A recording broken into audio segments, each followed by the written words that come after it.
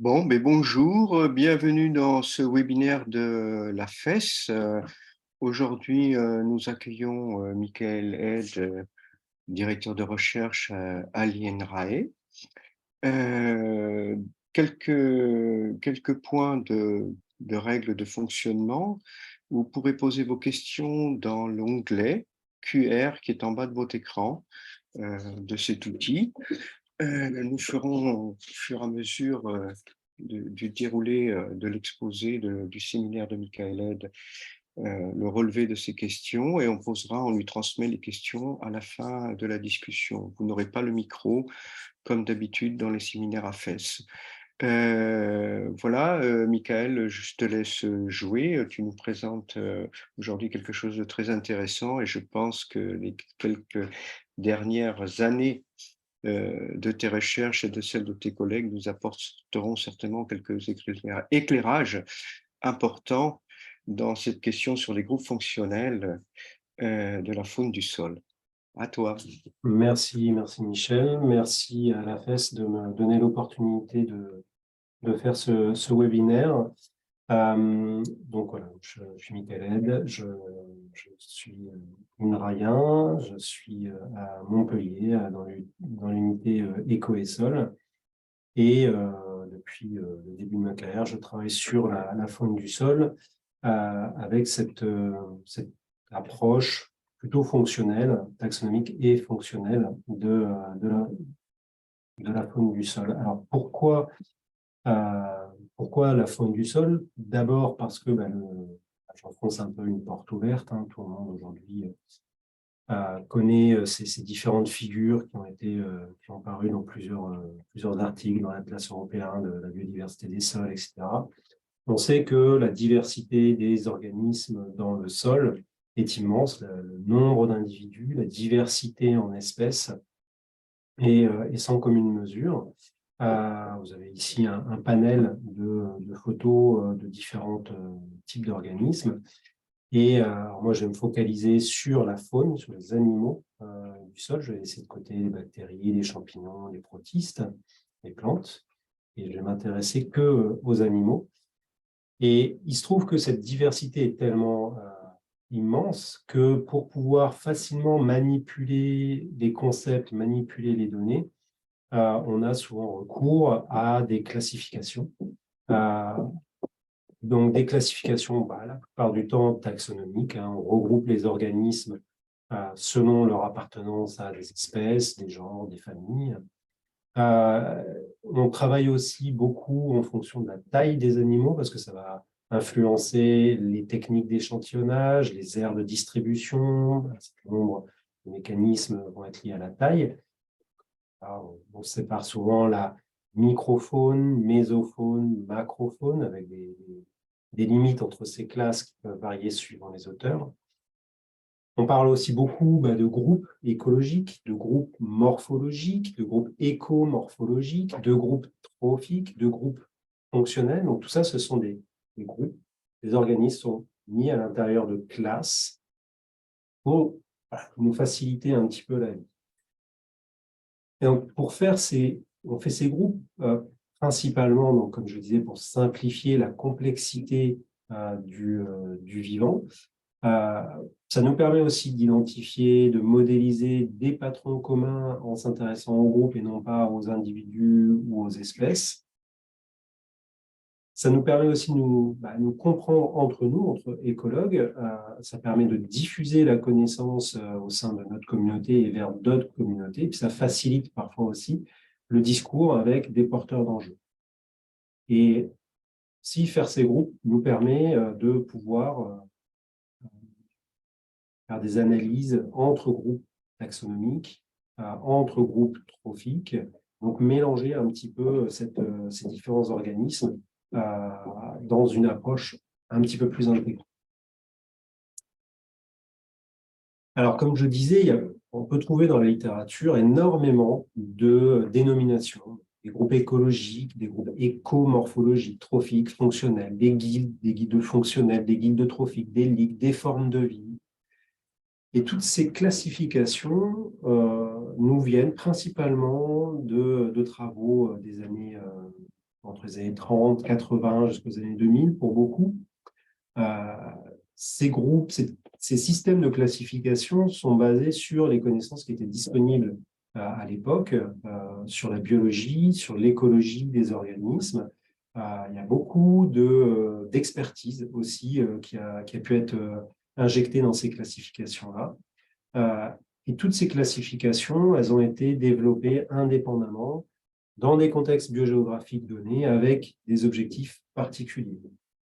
Donc, on peut penser aux catégories réalisées par Marcel Boucher pour les vers de terre, donc les épigées, les anéciques, les endogées. On a la même chose chez les collemboles, on a des guildes atrophiques chez les nématodes.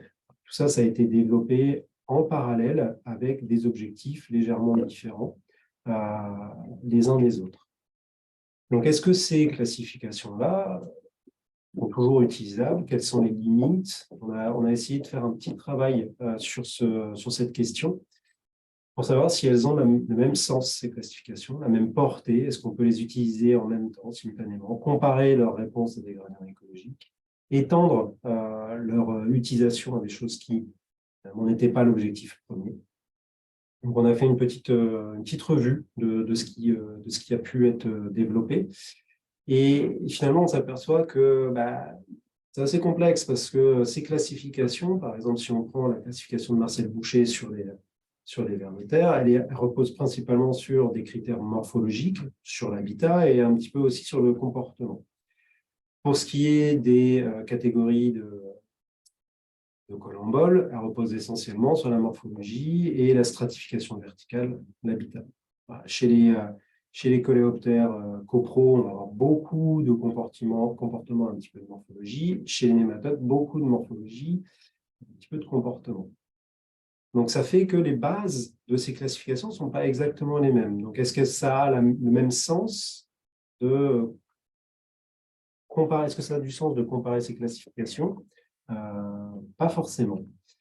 Et puis, la plupart de ces classifications sont basées sur des caractéristiques des animaux qui sont assez faciles à identifier, à mesurer, la morphologie, l'habitat, parfois un petit peu plus compliqué, le comportement, mais assez peu sur d'autres caractéristiques comme la physiologie, la phénologie des organismes qui pourraient nous apporter beaucoup d'informations sur les capacités de réponse de ces organismes à des modifications, des changements environnementaux de pH, de disponibilité en nutriments, de choses comme ça.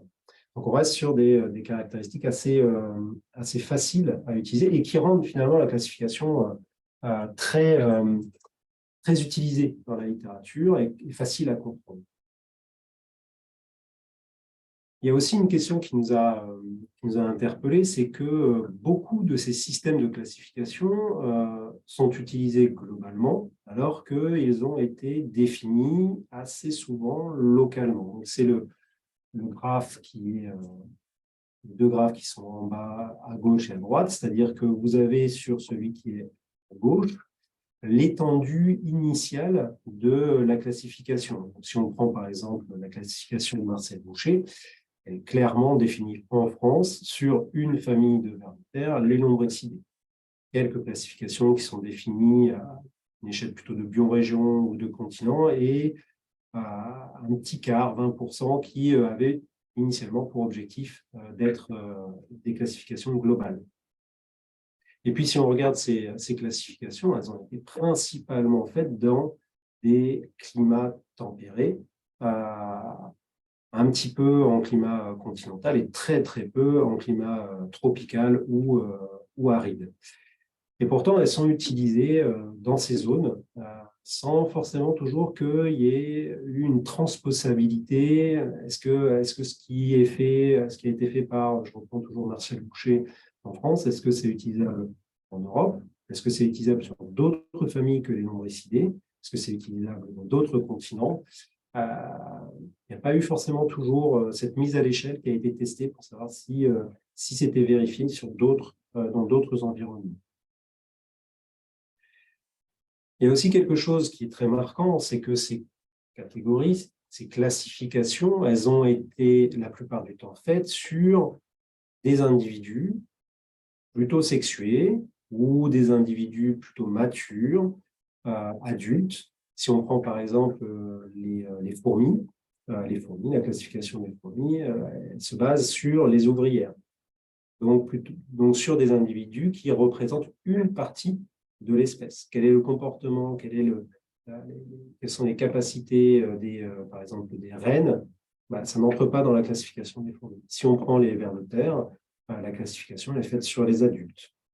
Est-ce que ça veut dire que les juvéniles d'une espèce ont le même comportement, appartiennent au même groupe, ont les mêmes besoins que les adultes? C'est pas sûr. Pourtant, on va considérer uniquement les adultes. Donc, il y a un certain nombre de biais qu'on peut identifier dans ces classifications. Et puis, on s'est aussi rendu compte que des auteurs définissent une classification et puis d'autres auteurs l'utilisent, mais parfois modifient un petit peu. C'est-à-dire qu'un auteur crée une classification, un autre va utiliser cette classification, mais va casser en deux, créer un nouveau groupe, mais sans forcément définir comment ça a été fait, définir pourquoi. Et parfois, on a l'inverse, on peut avoir des fusions de catégories, de classes qui sont fusionnées, sans forcément qu'on ait l'explication de pourquoi. Ça, on peut le suivre dans le temps.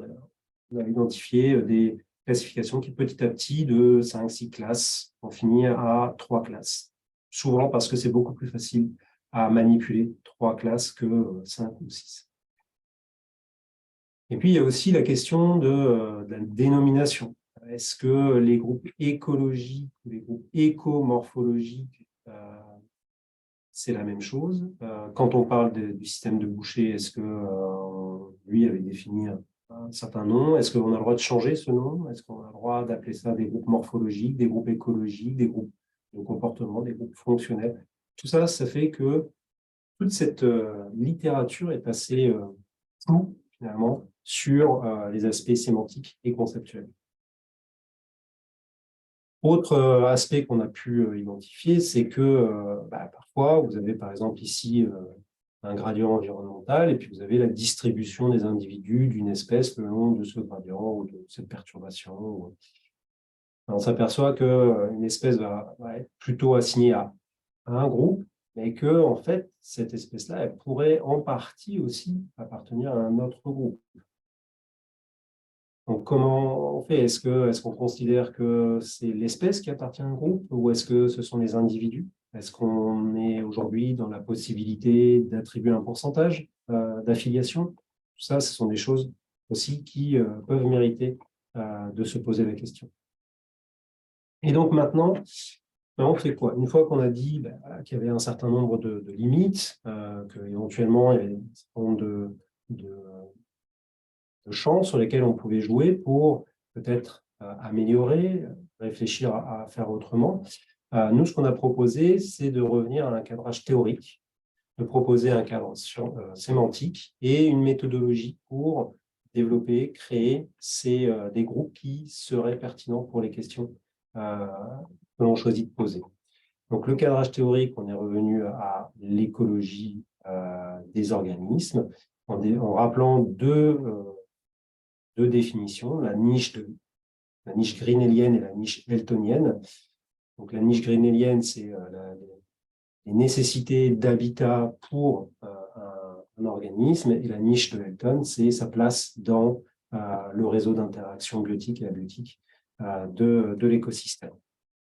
Donc, partant de ces deux définitions, on a défini sémantiquement ce que sont les groupes auxquels on peut faire face, c'est-à-dire qu'on considère qu'il y a 3 types de groupes.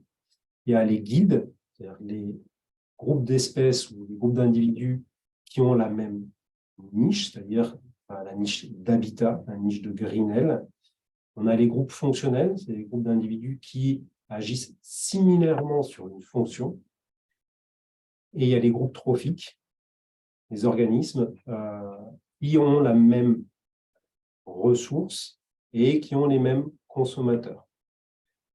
Donc, ça veut dire que si on définit, par exemple, si on utilise la classification de Marcel Boucher, la classification de Marcel Boucher, c'est une guilde. Ça définit 3 guildes, les animaux en surface, les animaux dans le sol et les animaux qui sont capables de vivre dans le sol et de se nourrir à la surface du sol. Ce sont des guides, ce ne sont pas des groupes fonctionnels, parce qu'ils ont été définis sur des critères qui participent à définir leurs nécessités, leurs besoins en termes d'habitat.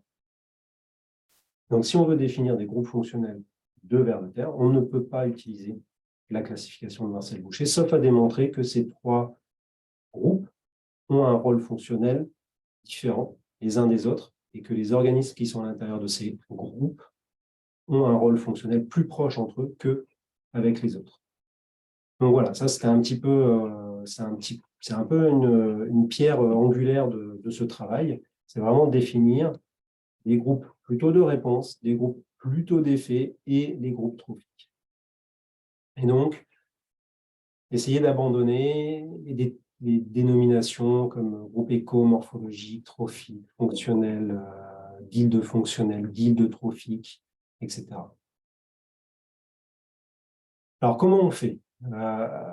Pour pouvoir approximer la niche des espèces, on peut utiliser les traits, donc les caractéristiques morphologiques, physiologiques, phénologiques, comportementales des organismes pour pouvoir les regrouper. Alors, c'est déjà ce qui avait été fait pour la plupart des classifications précédentes, mais sans forcément réfléchir en termes de niche. Et donc, ces groupes devront être constitués d'espèces qui sont plus proches entre elles dans le volume de traits, une approximation de la niche, que des autres espèces.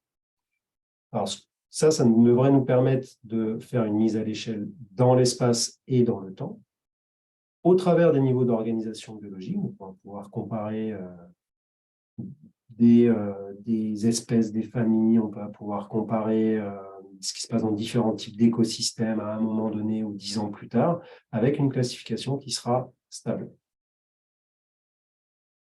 Et donc, comment on peut faire?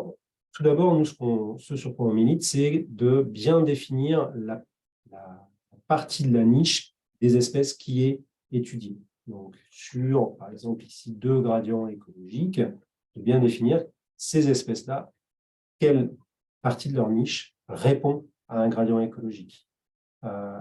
Utiliser un paramètre qui n'aurait pas de sens pour ce gradient écologique-là reviendrait à faire une classification qui perdrait le lien entre soit le gradient écologique de réponse ou d'effet et les espèces.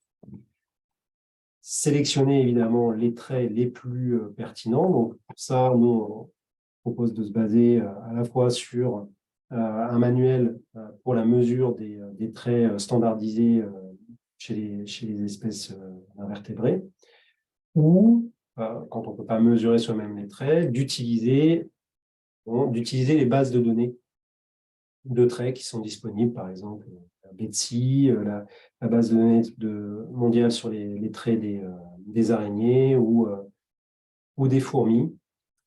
Et donc d'aller dans ces bases de données, vérifier si les traits, pardon, excusez-moi, la figure sort très mal, si les traits sont disponibles pour les espèces qu'on envisage.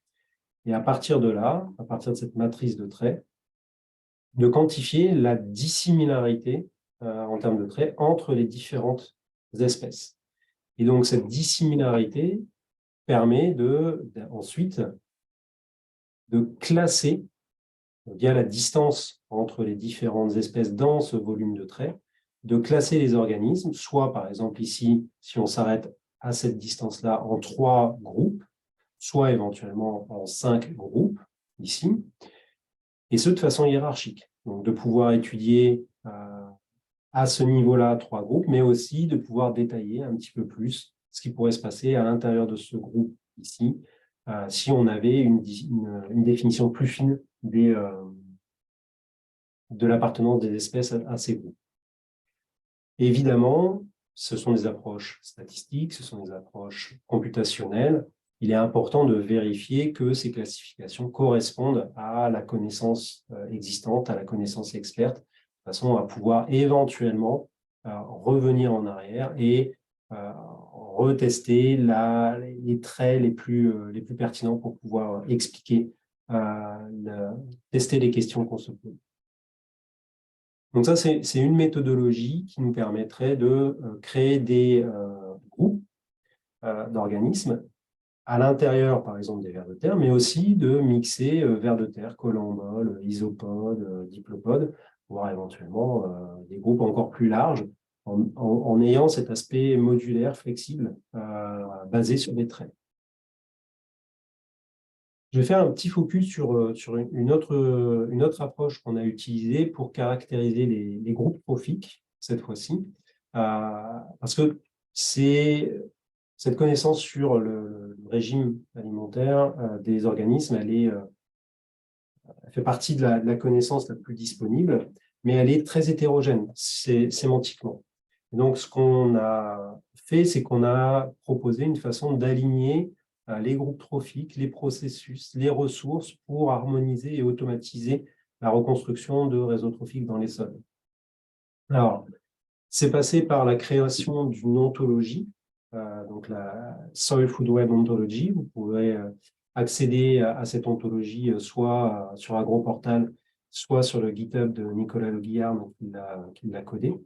Et l'objectif de cette ontologie, c'est de pouvoir standardiser la terminologie, de formaliser la logique qu'il y a entre les différents concepts en écologie trophique, d'intégrer les données existantes et aussi de la connaissance experte. Et on a fait un processus itératif à l'échelle européenne. Donc, on a un comité de suivi de 12 personnes, et je crois qu'il y avait peut-être 80 personnes qui ont participé à cette ontologie pour commenter, proposer des améliorations sur un concept, sur une relation, de façon à pouvoir avoir un objet, une ontologie qui représente le mieux possible la connaissance actuelle sur l'écologie des organismes, l'écologie trophique des organismes du sol. On peut aussi aller moissonner via du text mining la littérature grise notamment, en allant chercher des informations qui ont été déjà publiées ou dans des thèses, dans des rapports, et l'injecter dans cet outil qui va nous permettre ensuite, à partir d'une liste d'espèces, d'abondance d'organismes, de pouvoir inférer les réseaux d'interaction trophiques au sein des communautés. Donc ça, c'est une autre façon d'envisager l'homogénéisation, l'harmonisation des concepts, de façon à pouvoir ensuite avoir des réseaux trophiques qui sont comparables les uns avec les autres, parce que basés sur des groupes trophiques qui ont le même sens et qui ont la même origine. Donc, en conclusion, évidemment, les classifications historiques correspondent à la connaissance qui était disponible à ce moment-là. Elles sont totalement utilisables pour leur objectif original, mais il faut éviter de les utiliser pour un autre objectif. Ce qu'on a proposé, nous, c'est un outil, une méthodologie plus flexible, reproductible aussi, et basée sur des outils comme l'ontologie, le text mining, on pourrait aussi imaginer de l'image mining pour aller extraire automatiquement des caractéristiques morphologiques des espèces et les injecter dans ces outils. Voilà, donc tout ça, vous pouvez le retrouver dans un article qui est paru en fin d'année dernière, que j'ai coordonné avec un grand nombre de collaborateurs en France et en Europe. C'est issu de discussions au sein du groupe TEBIS, avec aussi un input assez fort du COST, de l'action européenne EDAFOBASE, et de discussions fortes avec les collègues du laboratoire d'écologie alpine. Voilà, je vous remercie pour votre attention. Et évidemment, je serai ravi de répondre aux différentes questions que vous pourriez me poser. Merci, Michael, pour ce rapide survol et de propositions aussi d'avancées. Alors, on a une première question assez basique. Il y a un collègue, enfin quelqu'un qui nous demande finalement qu'est-ce que la phénologie d'un organisme? En écologie, où se situe un peu sémantiquement ce terme? Alors, je pense pas qu'on enfin, je ne sais pas si on peut parler de la phénoménologie d'un organisme, mais Voilà. probablement que si. Je suis pas sûr, mais en tout cas, c'est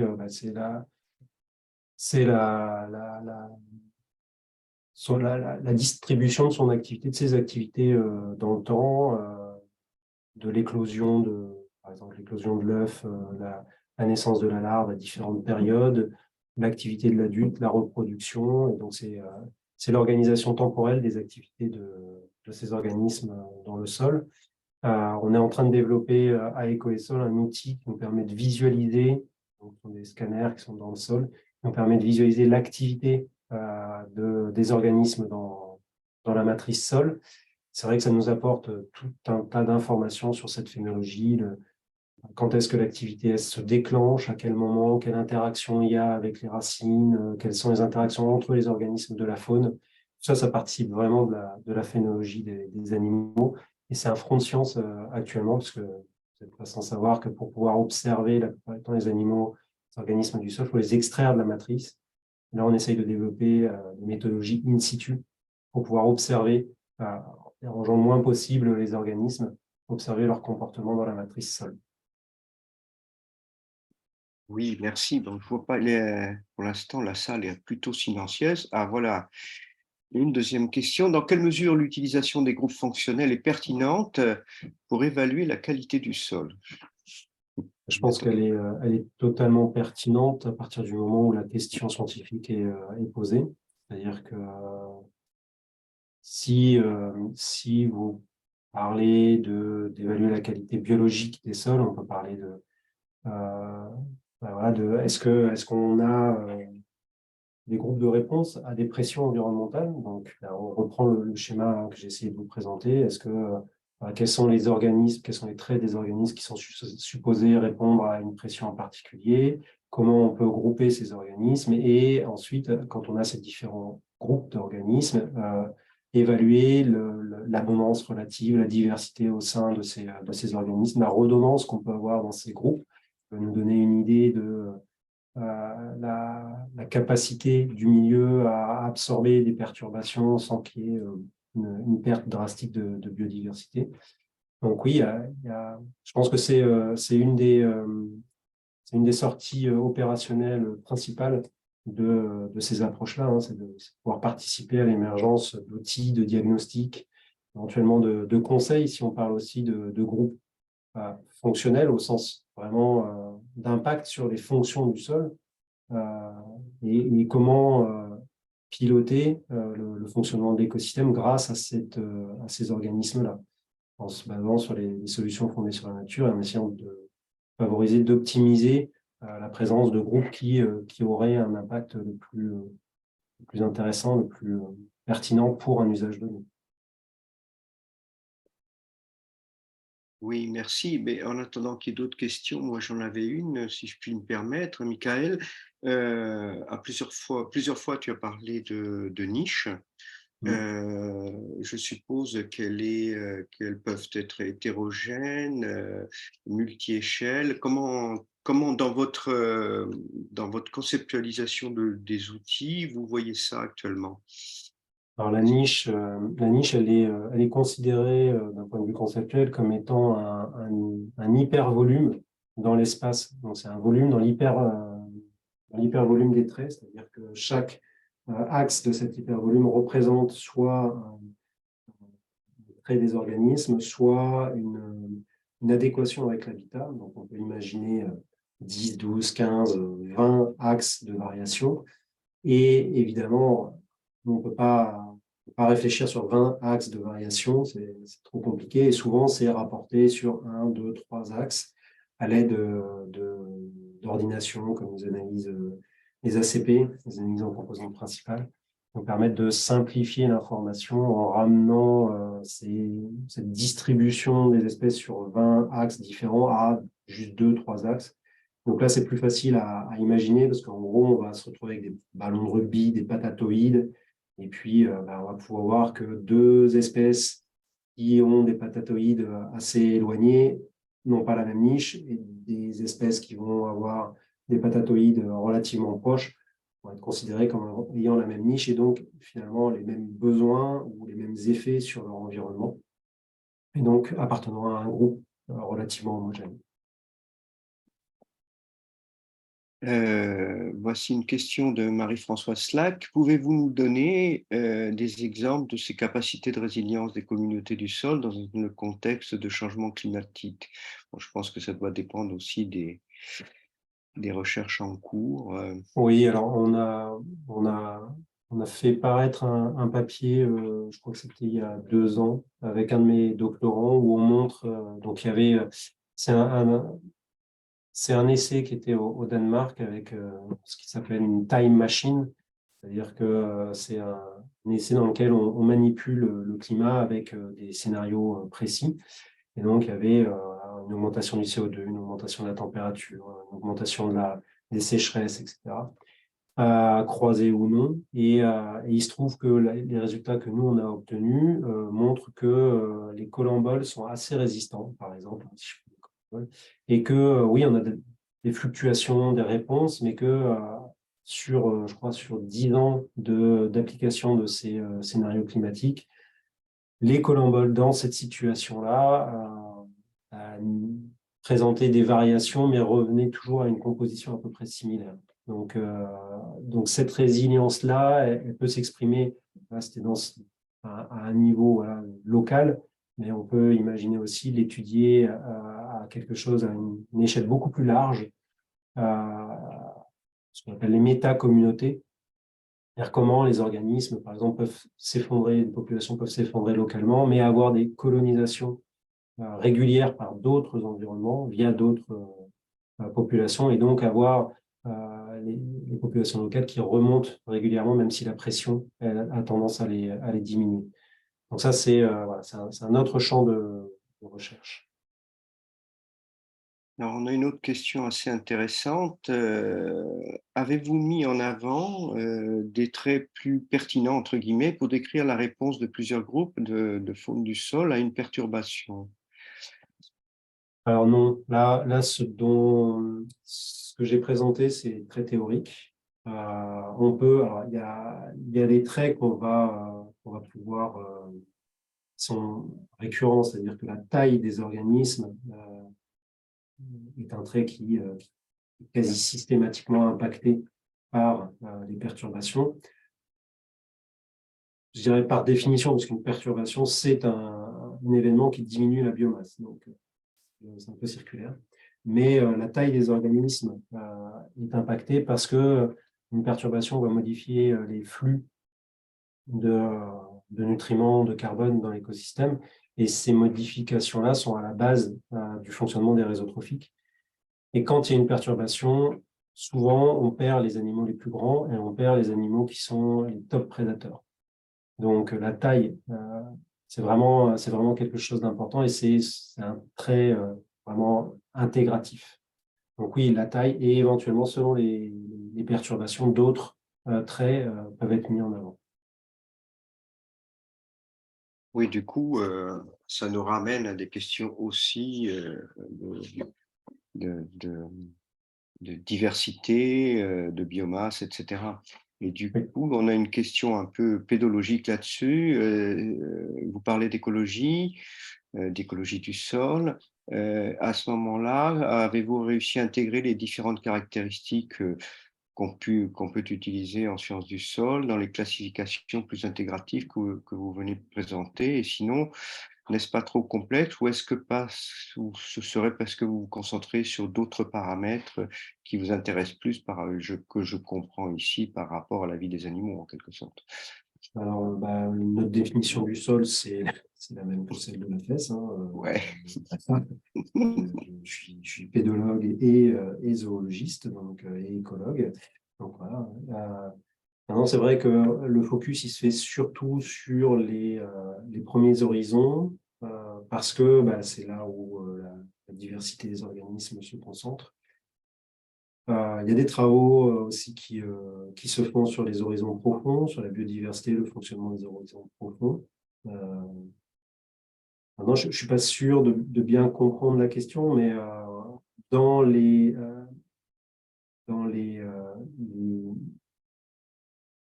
besoins des espèces en termes d'habitat, on intègre évidemment la texture, le pH, la profondeur du sol, les teneurs en matière organique. Tout ça, ce sont des facteurs prépondérants pour expliquer la présence, l'abondance des organismes localement.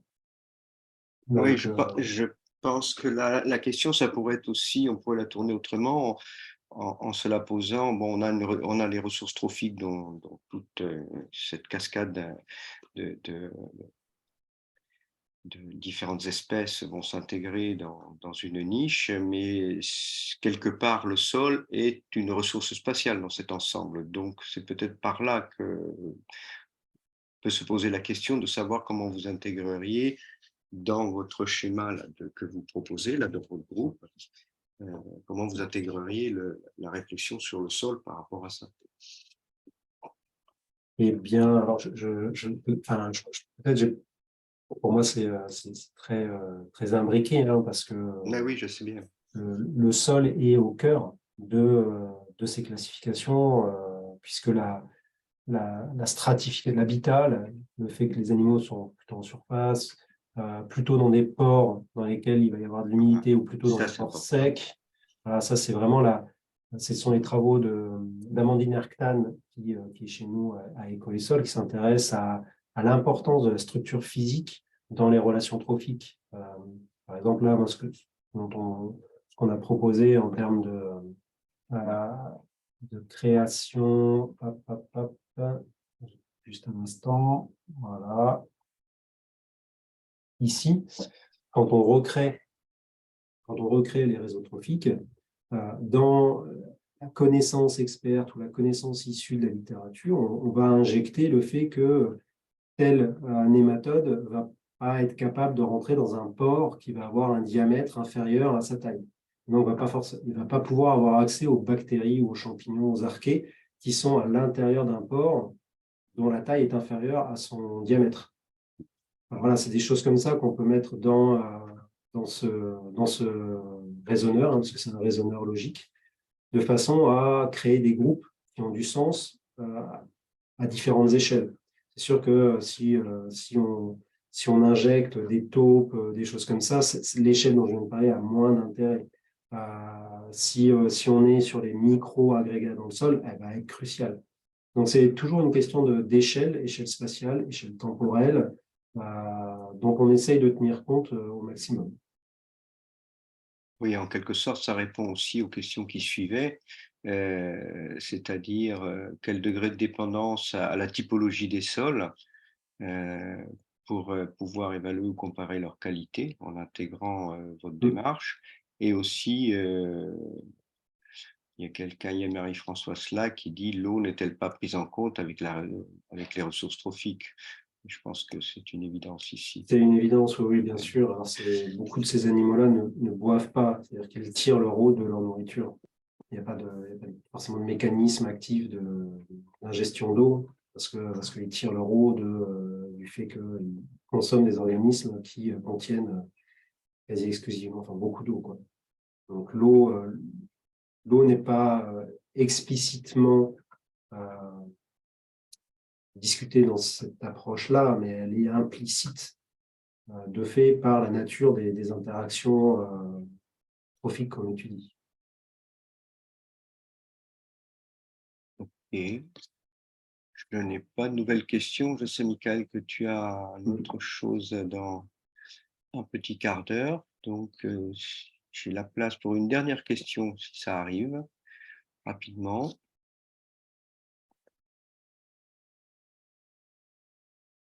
Lance radio. Bon, ben merci à tous d'avoir participé. Merci à toi, Michael, pour cette petite synthèse qui, je pense, va peut-être attirer des gens parce que ça méritait d'être montré.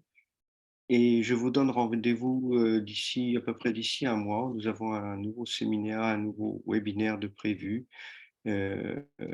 qui sera extrêmement pédologique, et il sera porté par Denis Bèze, notre collègue qui siège actuellement au conseil d'administration de la FES. Eh bien, bonne soirée à tous et merci. Merci, bonne soirée.